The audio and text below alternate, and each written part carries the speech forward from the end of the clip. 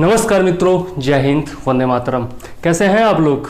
उम्मीद है सब लोग अच्छे होंगे, स्वस्थ होंगे, कुशल होंगे और लॉकडाउन का पालन कर रहे होंगे, अपने अपने घरों में होंगे, मास्क लगा रहे होंगे, सैनिटाइजर का उपयोग कर रहे होंगे, हाथों को बार बार धो रहे होंगे और कोरोना से बचाव का सारा उपाय भी कर रहे होंगे ताकि आप भी बचे रह सकें और आपके समाज के लोग, परिवार के लोग भी बचे रह सकें। तो आइए देख लेते हैं आज का हमारा विषय क्या है। आज हम लोग बौद्ध धर्म का दूसरा भाग पढ़ने जा रहे हैं, जिसमें हम लोग बौद्ध धर्म के सिद्धांतों के बारे में पढ़ेंगे और बौद्ध धर्म से जुड़ी अन्य जानकारियों को पढ़ेंगे, जैसे कि उसका विभाजन कैसे हुआ हीनयान और महायान में, हीनयान और महायान के अन्य संप्रदायों के बारे में पढ़ेंगे। इसके अलावा अन्य महत्वपूर्ण तथ्य पढ़ेंगे जो कि परीक्षा के लिहाज से महत्वपूर्ण है। ठीक है, इससे पहले हम लोग प्रथम भाग में बौद्ध धर्म के बारे में, बौद्ध धर्म का साहित्य पढ़ चुके हैं, महात्मा बुद्ध की जीवनी पढ़ चुके हैं, उनके जीवन से जुड़ी हुई प्रमुख घटनाओं को पढ़ चुके हैं और उनके प्रतीक चिन्हों इत्यादि के बारे में हम लोग देख चुके हैं। ठीक है, तो आइए शुरू।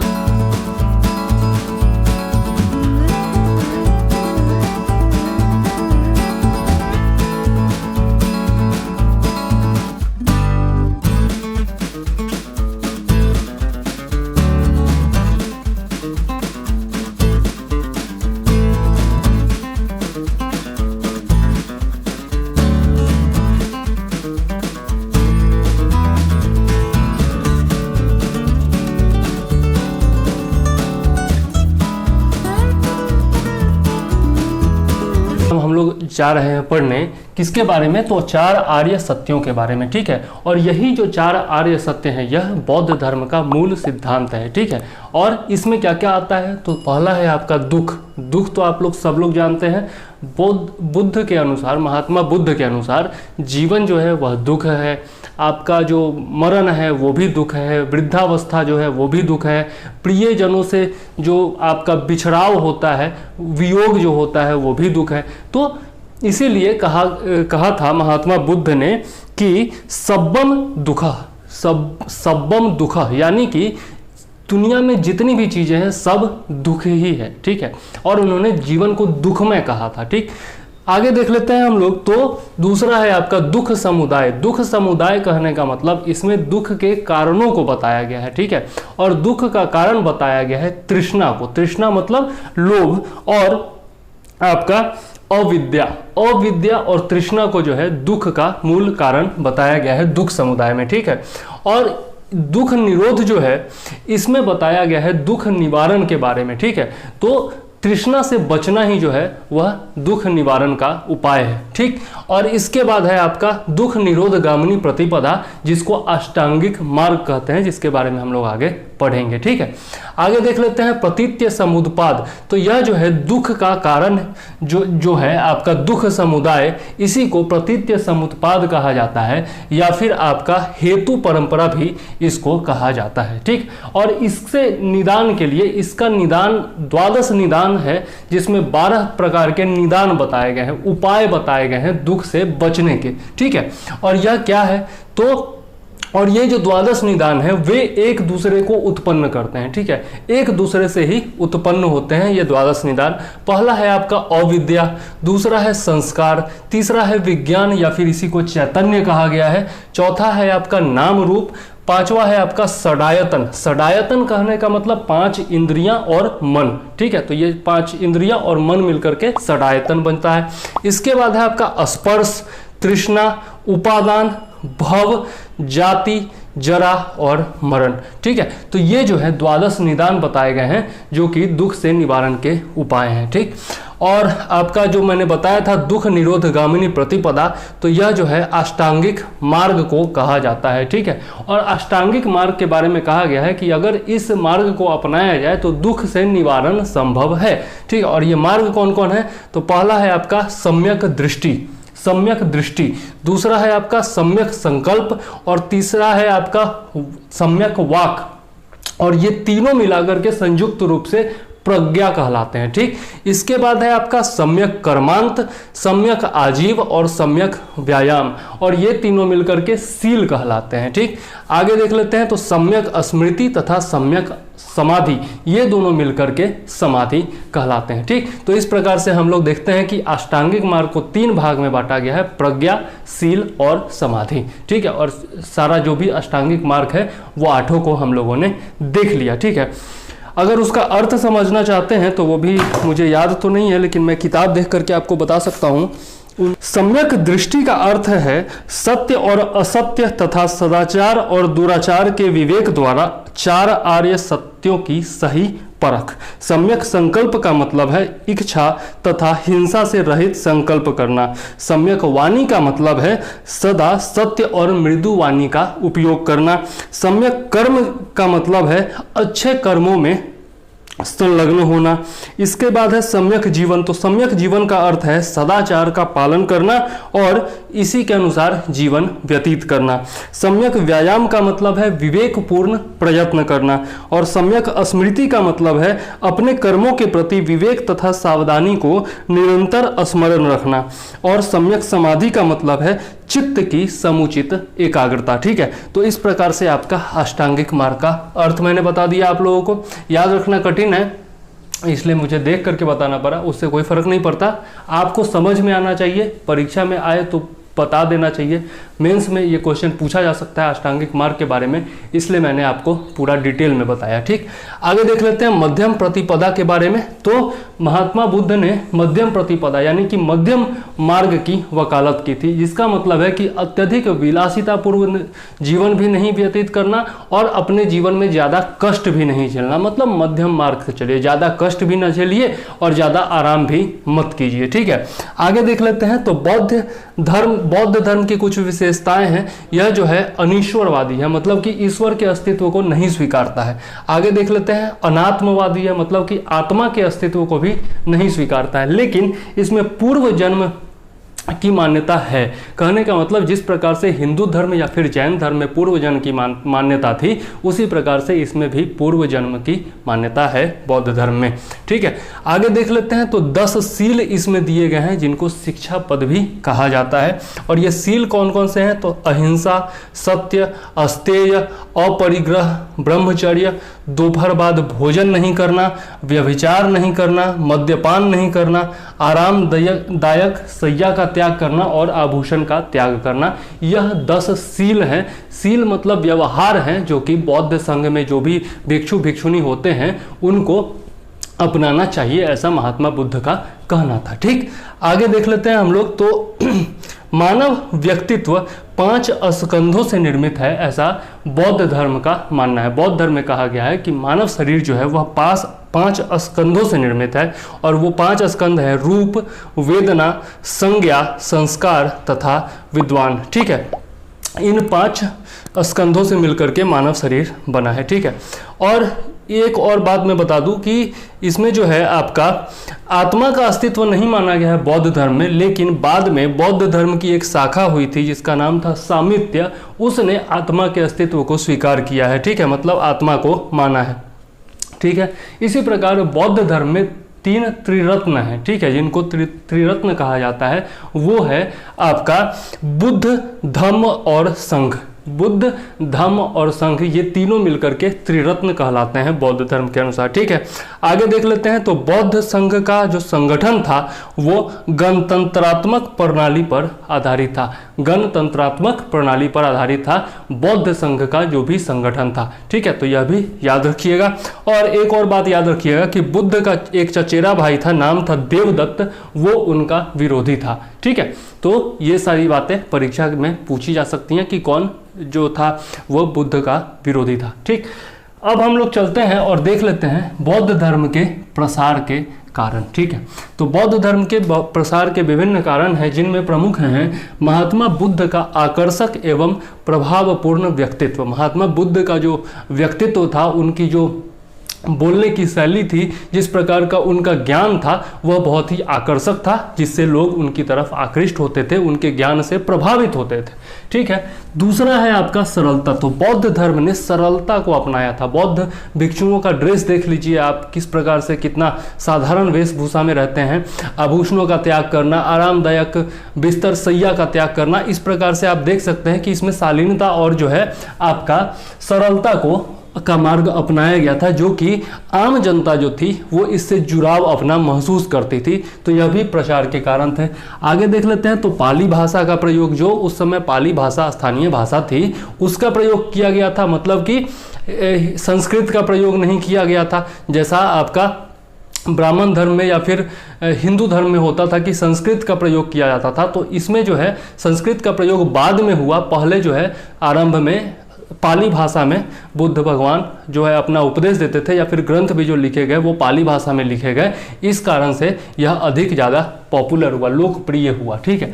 इसके अलावा इसमें चारों वर्णों ने इसका समर्थन किया, क्योंकि बुद्ध संघ में या फिर बौद्ध संघ में विहार में जो है हर वर्ण के लोग आ सकते थे। ब्राह्मण, क्षत्रिय, वैश्य, शूद्र, कोई भी जो है वो बिना रोक टोक जो है बौद्ध संघ में प्रवेश ले सकता था, बौद्ध भिक्षुनी बन सकता था। तो इस कारण से चारों वर्णों का समर्थन इस धर्म को प्राप्त हुआ। आगे है राजकीय संरक्षण। तो बहुत सारे राजाओं ने, जैसे अशोक का नाम प्रसिद्ध है जिसने बौद्ध धर्म को संरक्षण प्रदान किया, इसी प्रकार से अन्य विभिन्न राजाओं ने जो है बौद्ध धर्म को अपना संरक्षण प्रदान किया और इसका प्रचार प्रसार में बहुत ज़्यादा योगदान दिया। ठीक है।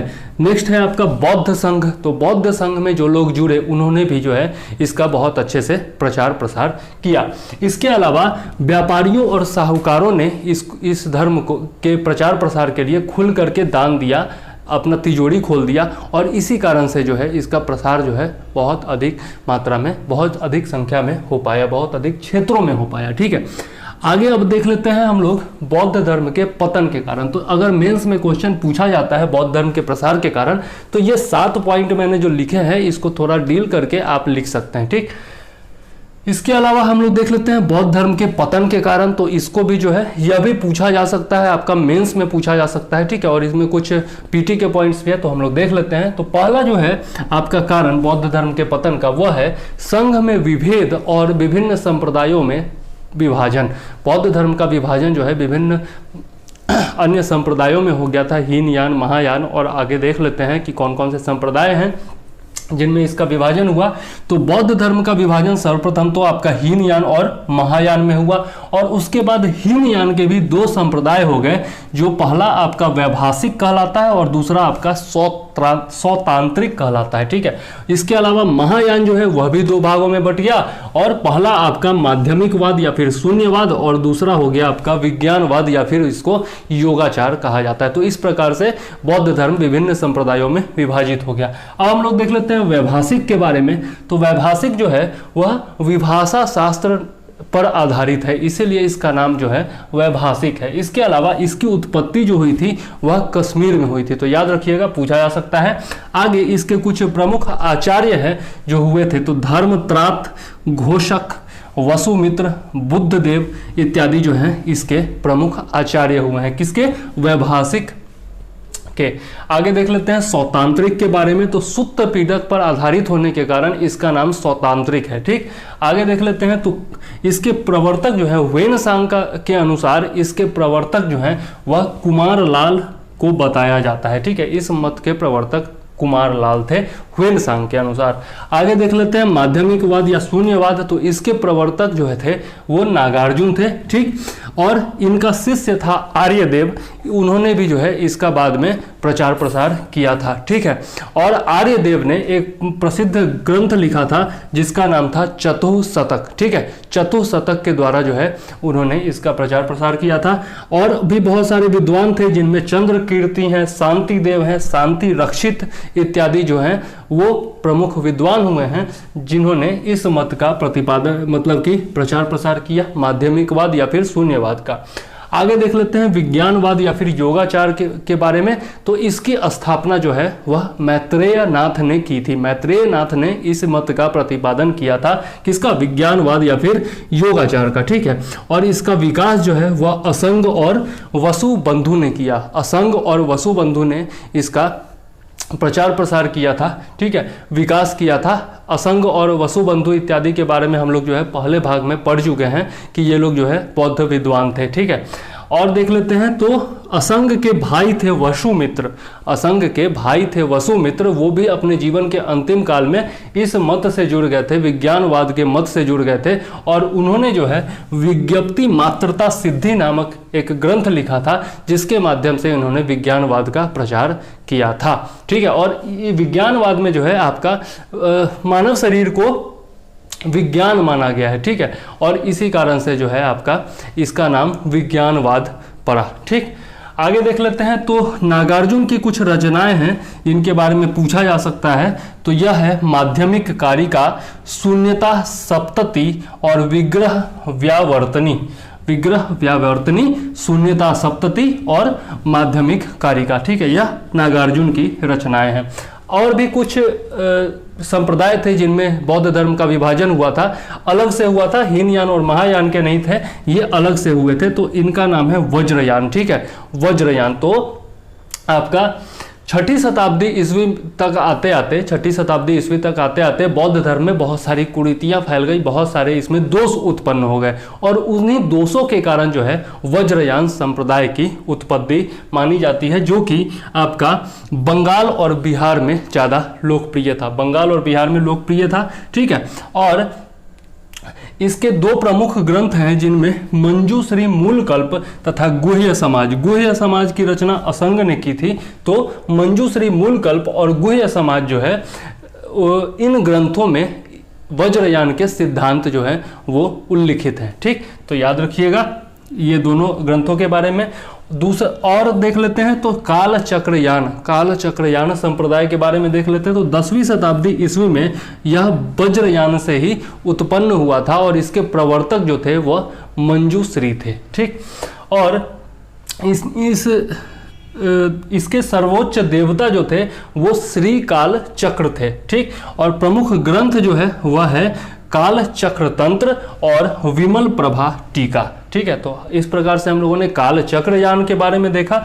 अब नेक्स्ट देख लेते हैं सहजयान के बारे में। तो सहजयान जो है वह 10वीं शताब्दी में बंगाल में इसकी उत्पत्ति हुई थी, ठीक है। और इसने जो है काल चक्रयान या फिर वज्रयान का विरोध किया था, ठीक है, इस संप्रदाय ने, ठीक है। तो इस प्रकार से हम लोगों ने देखा कि बौद्ध धर्म का विभिन्न संप्रदायों में किस प्रकार से विभाजन हुआ।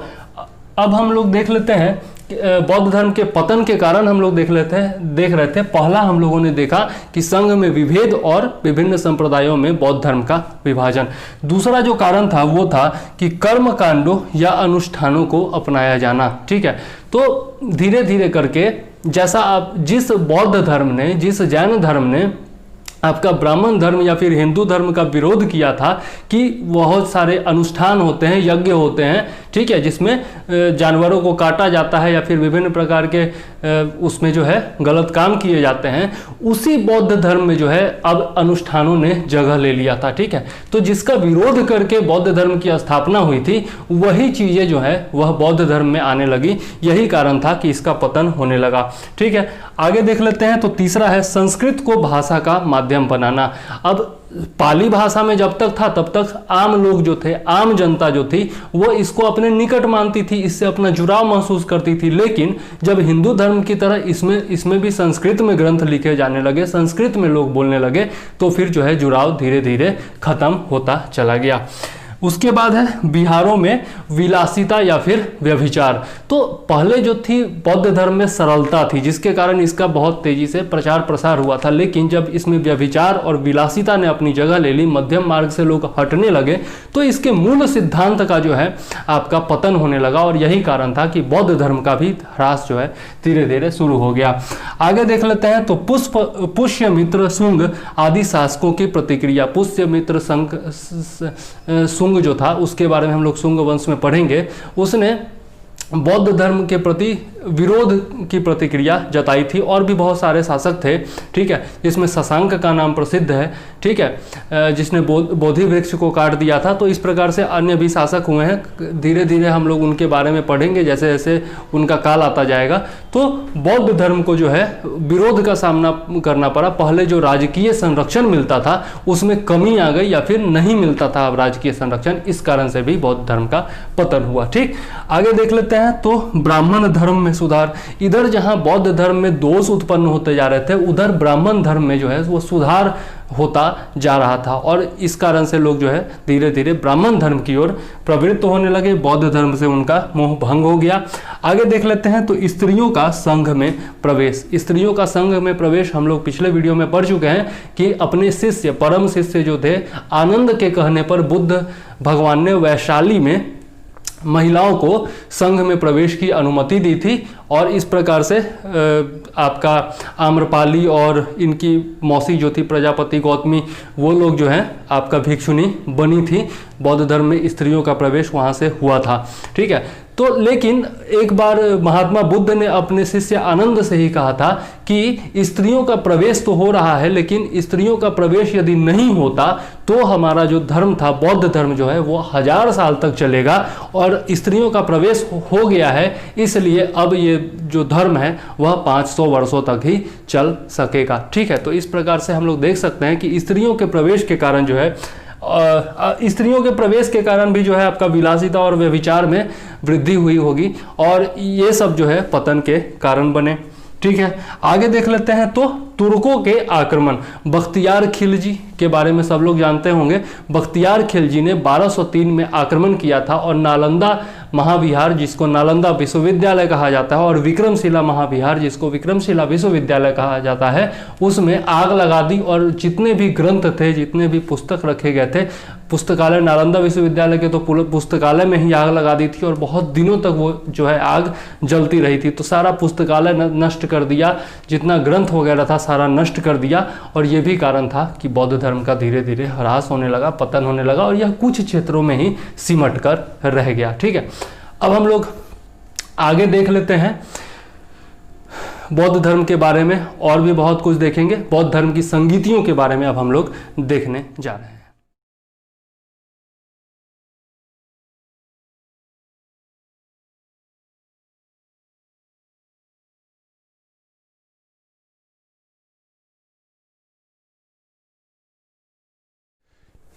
आइए अब देख लेते हैं बौद्ध संगीतियों के बारे में।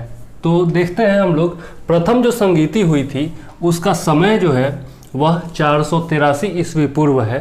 हुआ कहाँ था? स्थान तो सप्तपर्णी गुफा राजगृह, यानी कि आज के राजगीर में सप्तपर्णी गुफा में। ठीक, अध्यक्ष कौन थे? तो महाकश्यप थे। शासक उस समय कौन था? तो अजातशत्रु का शासन था, जो कि हर्यंक वंश का शासक था। और इसकी विशेषता क्या है? प्रथम संगीति में आखिर हुआ क्या क्या था, कौन कौन सी घटनाएं हुई थी? ठीक है, तो बुद्ध के उपदेशों का संकलन किया गया था सुत्त पिटक और विनय पिटक में। सुत्त पिटक, जैसा मैंने आपको बताया था प्रथम वीडियो में, कि सुत्त पिटक जो है वह बुद्ध के उपदेशों का संकलन है, और जो विनय पिटक है उसमें आचार व्यवहार नियम वगैरह के बारे में दिए गए हैं, जो कि बौद्ध संघ में बौद्ध भिक्षुओं के द्वारा जो है वो अपनाए जाते हैं। ठीक, तो सुत्त पिटक और विनय पिटक का संकलन इसमें किया गया था, जिसमें आनंद को धर्म का प्रतीक और उपाली को विनय का प्रतीक माना गया था। ठीक, आगे देख लेते हैं द्वितीय संगीति के बारे में। तो इसका जो कालखंड है वह है आपका 383 ईस्वी पूर्व। ठीक, 383 ईस्वी पूर्व। और यह हुआ कहाँ था? तो बालूका राम विहार, बालूका राम विहार जो कि वैशाली में स्थित है, वहां इसका आयोजन हुआ था। इसके जो अध्यक्ष थे उनका नाम था साबक मीर या फिर सुबु कामी। ठीक है, अलग अलग किताबों में अलग अलग देता है, तो साबक मीर भी याद रखिए, और इन्हीं का नाम सुबु कामी था, वह भी याद रखिए। शासक कौन था? तो कालाशोक का शासन था, जो कि शिशुनाग वंश शिशुनाग वंश का शासक है। आगे देख लेते हैं इसमें क्या हुआ था। तो भिक्षुओं में मतभेद हो गया था। ठीक है, और संघ का 2 भाग में विभाजन हो गया था। पहले भाग में जो स्थविर थे, ठीक है, और दूसरा जो भाग था उसको महासंघिक कहा जाता है। ठीक है, तो स्थविर और महासंघिक में बौद्ध धर्म का बंटवारा हो गया था। ठीक है, आगे देख लेते हैं तो तृतीय संगीति। तृतीय संगीति में आखिर क्या हुआ? अच्छा, यहाँ पर मैं बता दूं कि स्थविर का जो नेतृत्व कर रहे थे उनका नाम था महाकच्चयान। महाकच्चयान, ठीक है। और जो महासंघी का नेतृत्व कर रहे थे वो थे महाकश्यप, ठीक। आगे देख लेते हैं तृतीय संगीति के बारे में। तो यह जो है 247 या फिर 250 ईस्वी पूर्व में हुआ था। एसके पांडे 247 लिखता है, दृष्टि नोट्स और बाकी एक दो किताबों में देखा तो 250 दिया हुआ है। तो 247 और 250 दोनों याद रखिएगा, ठीक है। 247 या फिर 250 ईस्वी पूर्व में ये आयोजन हुआ था। कहाँ हुआ था? तो पाटलिपुत्रा में हुआ था। अध्यक्ष कौन थे? तो मोगालीपुत्र तिष्य। मोगालीपुत्र तिष्य इसके अध्यक्ष थे। और यह जो है अशोक के काल में हुआ था, जो कि मौर्य वंश का प्रसिद्ध शासक था। अशोक को कौन नहीं जानता है, ठीक है। इसमें जो है अभिधम्म पीटक का आपका संकलन हुआ था। सुत्त पीटक और विनय पीटक का तो संकलन पहले हो चुका था और अब जो है अभिधम्म पीटक का भी संकलन हो गया था। तो त्रिपीटक जो है वो पूर्ण हो गए थे। इसके अलावा कथावत्थु का भी संकलन इसमें किया गया था, ठीक है। और ये जो आपका संगीति थी इसमें स्थविर संप्रदाय की प्रभुता थी, मतलब कि उन्हीं का बोलवाला था, ठीक। लास्ट देख लेते हैं चतुर्थ संगीति। तो यह जो है प्रथम शताब्दी ईस्वी में हुआ था। इसका कालखंड प्रथम शताब्दी ईस्वी माना जाता है। वैसे आपका एसके पांडे में 102 ईस्वी दिया हुआ है, ठीक है। तो याद रखिएगा। कुंडलवन कश्मीर में जो है यह आयोजन हुआ था। कुंडलवन कश्मीर में यह आयोजन हुआ था, या फिर किसी किसी किताब में जालंधर भी दे देता है, ठीक है। तो दोनों याद रखिएगा। इसके अध्यक्ष जो थे वो वसुमित्र थे और उपाध्यक्ष जो थे वो अश्वघोष थे। यह बहुत बार पूछा जा चुका है, याद रखिएगा।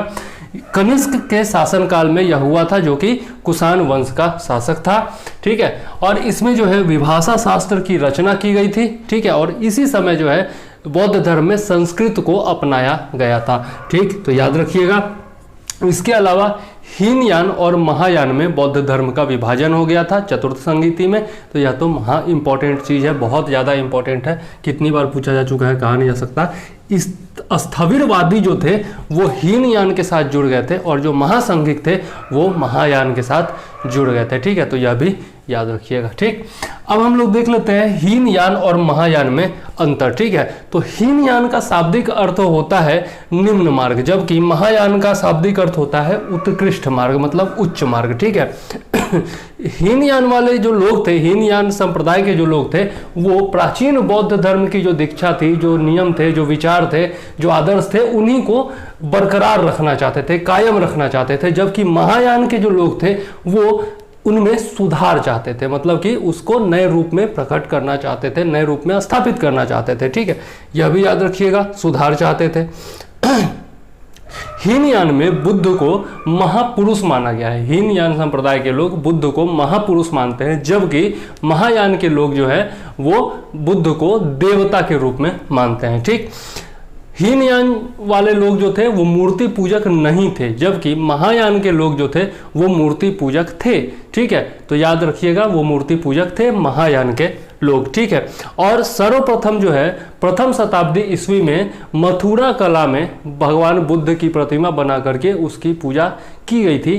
तो यह याद रखिएगा कि भारत में मूर्ति कला की जो शुरुआत मानी जाती है वो यहीं से मानी जाती है। प्रथम शताब्दी ईस्वी में भगवान बुद्ध की प्रतिमा की सबसे पहले पूजा की गई थी, ठीक है। तो यह याद रखिएगा, जरूरी है। और मथुरा कला में निर्माण हुआ था, यह भी याद रखिएगा। आगे देख लेते हैं। तो हीनयान का जो आदर्श था वो कहता है कि अरहत प्राप्त करना जो है जीवन का उद्देश्य होना चाहिए, यानी कि निर्वाण प्राप्त करना, ठीक है। जबकि यह जो है आपका इसका आदर्श जो है आपका महायान का वो है बोधिसत्व, जिसके बारे में हम लोग आगे पढ़ेंगे। बोधिसत्व ऐसे लोग होते हैं जो कि निर्वाण प्राप्त कर चुके होते हैं, ठीक है। और महायान का यही आदर्श है आपका बोधिसत्व, जबकि हीनयान का जो आदर्श है वो है निर्वाण प्राप्त करना, ठीक। आगे देख लेते हैं। तो हीनयान जो है वह व्यक्तिवादी संप्रदाय है। हीनयान व्यक्तिवादी संप्रदाय है। इसका मानना है कि इंसान को अपने कर्मों से ही, अपने जो कर्तव्य है उन्हीं के पालन से मोक्ष की प्राप्ति की कामना करनी चाहिए, निर्वाण की प्राप्ति की कामना करनी चाहिए। जबकि जो महायान संप्रदाय के लोग हैं वो परोपकार में विश्वास करते हैं, दूसरों की सेवा में विश्वास करते हैं। ठीक है, आगे देख लेते हैं। तो हीनयान में मांस खाना वर्जित है, जबकि महायान में जो है कोई भी मतलब मांस खाने पर कोई भी प्रतिबंध नहीं है। इसके अलावा जो हीनयान के लोग हैं वो कोई भी तीर्थ स्थल नहीं मानते हैं, जबकि महायान के लोग जो है वो 4 तीर्थ स्थल मानते हैं। कौन कौन? तो देख लीजिए, लुम्बिनी, बोधगया, सारनाथ और कुशीनगर। ठीक है, तो याद रखिएगा, लुम्बिनी जहां उनका जन्म हुआ था, बोधगया जहां पर उनको ज्ञान की प्राप्ति हुई थी, सारनाथ जहां पर उन्होंने प्रथम उपदेश दिया था, और कुशीनगर जहां पर,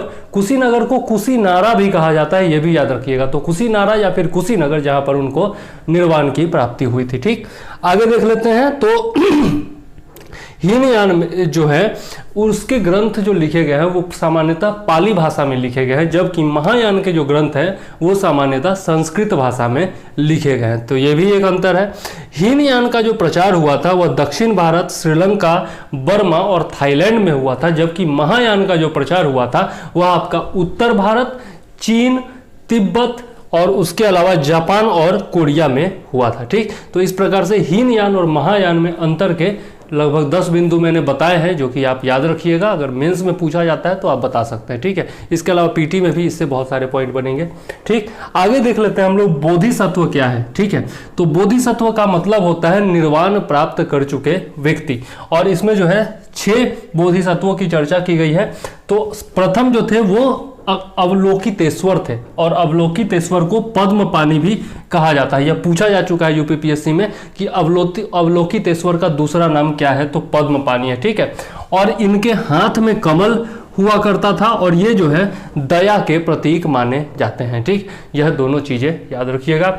आगे देख लेते हैं मंजूश्री।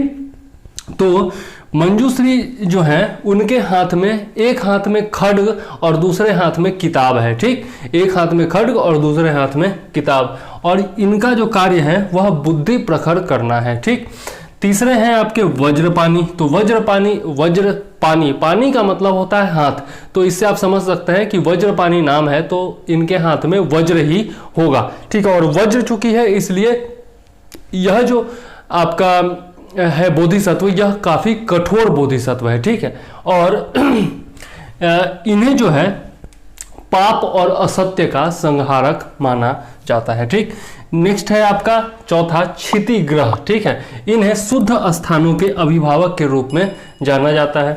नेक्स्ट है आपका अमिताभ, पांचवा। तो इन्हें संसार के अधिपति के रूप में जाना जाता है।